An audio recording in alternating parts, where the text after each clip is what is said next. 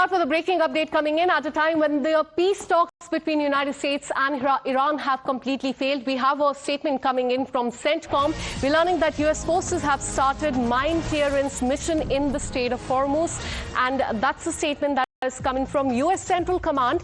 They have mentioned in the statement that their forces have started setting conditions for clearing mines in the Strait of Hormuz as two of their Navy-guided missile destroyers have conducted the operation. In fact, they have put out a statement on social media as well, in which they have pointed that U.S. Central Command forces have started conditions for clearing mine in the Strait of Hormuz as two U.S. Navy-guided missile destroyers conducted operation. USS Frank E. Peterson and USS Michael Murphy. These are the two warships that they spoke about. These are the two Navy-guided missile destroyers. They transited the Strait of Hormuz and operated in the Arabian Gulf as a part of a broader mission to ensure the strait is fully clear of the sea mines previously laid by Iran's Islamic Revolutionary Guard Corps. But we're learning that there also is a reaction coming in from Iran. They have completely rejected this, but as far as U.S. forces are concerned, they have said they've started clearing the mines in the Strait of Hormuz. Let me get you more perspective and go across to our consulting editor, Srinjoy Chaudhary. Good morning, Srinjoy. We're learning so far, and that is a statement that is coming in from CENTCOM, that their forces have started clearing the mines in the Strait of Hormuz. Two of their warships are there. They're clearing the mines laid by Iran. Iran, we're learning, has rejected these claims. Take us through what has happened in the last few hours. President Trump had already said that spoken about the Strait of Hormuz while the negotiations were going on. And he said that we've sorted this out. And he has sent in two of his destroyers to clear the mines. Now, this, of course, can help in ensuring a better passage. On the other hand, the strait is so narrow and not so easy to go through, though 150 or 125 tankers and merchant ships went through every day. The point is, it is so narrow that whether the mines are cleared or not, even then, the Iranians, if they want to threaten tankers and merchant ships, they can do it, because all it takes is a drone, a UCAV, or a missile, or even if they have gun positions along the coast, one or two there can create Absolutely, because enough. As far as the Strait of Hormuz is concerned, it has been a friction point during negotiation as well. We also have reaction coming in from Iran. They have mentioned that any attempt by a military vessel to transit the Strait of Hormuz will be met with a strong response. I'll come back to you, Srinjoy, on that. But 21 hours of high-stakes diplomacy and nothing to show for it. The much-hyped talks between U.S. and Iran in Islamabad have collapsed. No agreement, no joint statement, no breakthrough till now. U.S. Vice President J.D. Vance has confirmed it on record, saying that the talks have ended without a deal. According to him, in fact, the final and the best offer will be put out on the table, but Iran now has to choose whether to accept the terms or not. U.S. maintains that it's there are red lines, especially on preventing Iran from acquiring nuclear weapons. That remains non-negotiable for them. But as far as J.D. Vance is concerned, remember, he was part of the delegation team who was there in Islamabad for the negotiation with Iranian delegation. He has clearly said that there has been no breakthrough in the peace talks. Listen in to what he said. To the Prime Minister of Pakistan and to Field Marshal Munir, who were both incredible hosts. And whatever shortcomings in the negotiation, it wasn't because of the Pakistanis, who did an amazing job and really tried to help us and the Iranians bridge the gap and get to a deal. We have been at it now for 21 hours, and we've had a number of substantive discussions with the Iranians. That's the good news. The bad news is that we have not reached an agreement, and I think that's bad news for Iran much more than it's bad news for the United States of America. So we go back to the United States having not come to an agreement. We've made very clear what our red lines are, what things we're willing to accommodate them on, and what things we're not willing to accommodate them on. And we've made that as clear as we possibly could, and they have chosen not to accept our terms. Let me get you more perspective and go across to Major General Rajan Kochar, our defense expert. Thank you so much, sir, for connecting with us. How do you look at this? Because the world was looking at Islamabad for some sort of a breakthrough as far as the war is concerned, because in the last more than 1 month, many people have died in West Asia, hundreds and thousands there. How do you look at what has happened in Islamabad? Because there has been no breakthrough, no deal, no agreement. U.S. Vice President J.D. Vance has already gone back to the United States. There is still technical team there in Islamabad, is what our reporter has told us. How do you see this? What's your take on this? You see, Akanksha, we all have to understand that there cannot be a one-sided nuke deal. It is, it's there in common intelligence and common open sources information. I can tell you that Iran has more than 200 nuclear warheads. Israel has more than 200 nuclear warheads. So if that is the case, because I'm sure Iran also must be having a similar kind of intelligence available to them about nuclear capability of Israel. So you cannot have a one-sided deal. And I think though there will be many analysts trying to counter my opinion on this, but I think Iran is very, very emphatic on this, that you cannot do this nuke deal one-sided. And they must also have a right to go for a nuclear weapon, which is non-negotiable as far as the US or Israel are concerned. So we are all right. In a catch-22 kind of a situation here, because one side has the capability, the other side you don't want that capability to come. Second important aspect, just want to clarify about Strait of Hormuz. There are no ships there right now. You see, they have probed, they have gone in and they have come out. And let me tell you, Iran reserves the capability to lay more mines in case it is required. Absolutely, and we're learning so far that attempt is being made by the United States to clear those mines, and Iran has warned that no such attempt should be made. I'll come back to you, Colonel Utkarsh Rathod, who's also joining us live on the broadcast. Let me take our viewers through what has gone wrong, because the negotiation went on for as many as 21 hours. So this is a reason number one, that there has been no agreement on the core demands. Remember, US wanted the reopening of the Strait of Hormuz for Iran not to have the nuclear enrichment capability.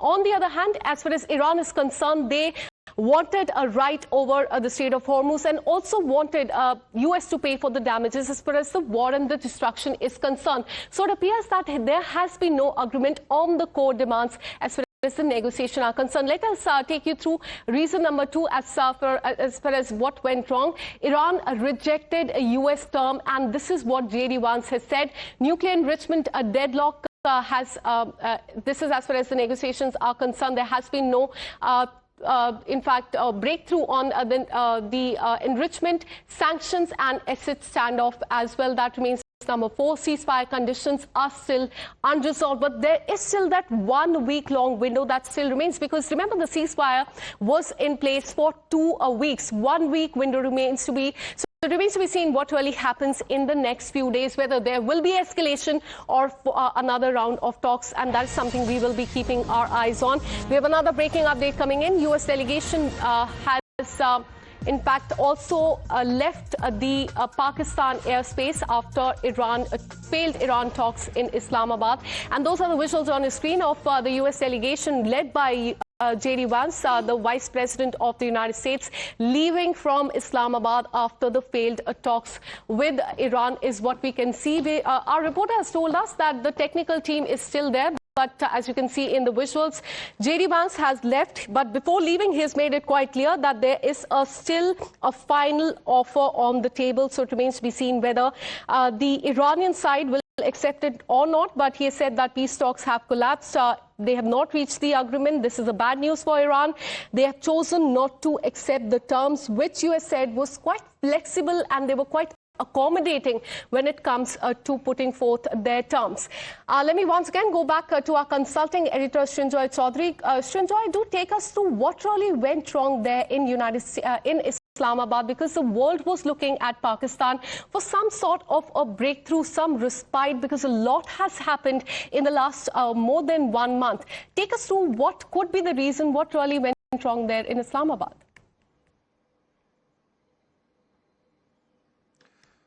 Well, the absolute minimum that people hoped for was an extension of the ceasefire, or if nothing else, a decision that, okay, we haven't achieved very much, but what we have achieved is a decision, an agreement to continue our discussions. Even that hasn't taken place. The most important would have been an extension of the ceasefire by another week, another month, or whatever it is. That would have given breathing space to negotiators. That hasn't happened. The second thing is the fact that you would have had at least some come back with something. Both sides would have agreed on one thing or two things, which would have been a low-hanging fruit. That, okay, we have agreed to do this, and the other issues remain under discussion. Now, that usually happens in a lot of cases. So you at least get the low-hanging fruit off the ground. And then you decide what you want to do with the others. You say that we are continuing our discussions with this and that and so on. But even here, you don't even see that. So the other point is, did they give each other the time that they should have? Could J.D. Vance and Witkoff and others had stayed on for another day? Let's say, could they have had a conversation today and seen if they could have gone further ahead, found something in common? Because yes, 21 hours is a lot of time, but 21 hours includes probably the time Vance spent in getting off Washington in a plane, getting to Islamabad, meeting the Pakistanis, and then talking with the Iranians. So that if you take all of that into account, how much time did they spend together? And maybe they should have spent another day, tried today, and see. All right, because there were reports that there was going to be another round of talks, but now it does not seem so. We have another breaking update coming in as both the sides walk away empty-handed. The fallout is only starting because reports are also suggesting that Pakistan, which hosted these talks, attempted to keep the negotiations going but failed to secure a breakthrough. The bigger question now is what will come next? Is this the end of diplomacy for now, or just a pause before further escalation? The ball now firmly is in the court of the United States. So it remains to be seen what Donald Trump has to say on this. But for now, we are learning that there is a statement that is coming out from Donald Trump. He has made it quite clear that he has already won the war, and it doesn't make any difference to him if the deal is made with Iran or not. Let me on that bring in Colonel Utkarsh Rathore. So how do you look at what has happened in Islamabad in the last few hours? Because the world was looking at Pakistan for some sort of a breakthrough, but clearly there hasn't been any. Donald Trump saying that it doesn't matter to him whether there is a deal or not. What really, according to you, went wrong as far as the negotiations are concerned? Kancha, Donald Trump says it does not matter to him, and so is Vice President Vance says bad news for Iran. So let us understand the psychology of a side which is being asked to negotiate. So if we talk about Iran, see, Iran has come out for a negotiation with the US after 1979. So it was most unlikely to assume that Iran will accept all the demands. It cannot happen. More so when the top leadership has been killed in this war, there has been widespread destruction. There are a whole lot of commanders from IRGC and army have been killed. So, and Iran cannot do any negotiation unless there is a nod from China and Russia. These two allies have stood with Iran for all these years. So expecting anything that it will be...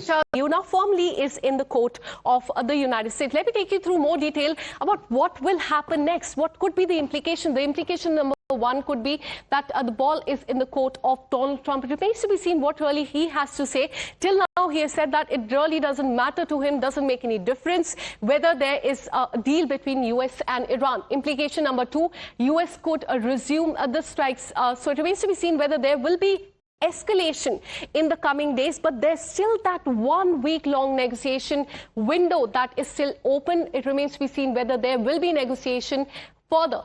Kursk and Hormuz in crosshair. These 2 points remain the point of friction, especially when it comes to the Strait of Hormuz. That remains a point of friction. Ceasefire hangs by a thread, and that is something that the experts have been saying ever since the announcement was made as far as the ceasefire is concerned, that it was fragile. It was hanging by a thread because after that, remember, the whole Lebanon fiasco started, and attacks on Lebanon also started by Israel. So this is what the experts were saying. Implication number 5 is that region braces for escalation. Now that J.D. Vance, who was leading the delegation in Islamabad, has gone back to the United States, clearly going on to say that there has been no agreement as far as the deal is concerned. It remains to be seen whether there will be further escalation, and is that something that the world will be looking out in the coming days or not. So that is something we will be keeping our eyes on. Let's also tell you about, as far as the battle zone, that is the Strait of Hormuz, is concerned. In the last few days, we have been telling you this key point, this key waterway here, 33-kilometer long, remains the friction point between US and Iran. American warships are in focus here because just a while back we told you 2 of the naval warships, they are in this territory, and this is what US has claimed, that they're trying to clear up the mines that have been laid out by Iran. Iran holds strategic hold over this entire waterway. They also want, that's one of their demands, that they want a complete right over the Strait of Hormuz. They want that to be under their control. Oil routes under threat. So if there is escalation in the coming days, once again we could see that the vessels could, more and more vessels could be stuck there. Global shipping is on the edge, something that has been there in the last more than 6 weeks. But this crucial waterway that you can see on the screen right below Iran, this 33-kilometer long stretch, this remains the key friction point as far as the entire war is concerned, because this remains blocked by Iran. US has sent 2 of the naval ships there to reopen it, to clear out the mines there as well. And now this remains a key friction point. And was this one of the friction points as far as the negotiations are also concerned, is something that will come out when the statement from Iran and Pakistan also comes to the fore. We will be getting you more updates as far as the war there is concerned, the negotiations as well. But there has been no breakthrough, no agreement that has been achieved by both the countries. With this, a very short break. More news and updates on the other side.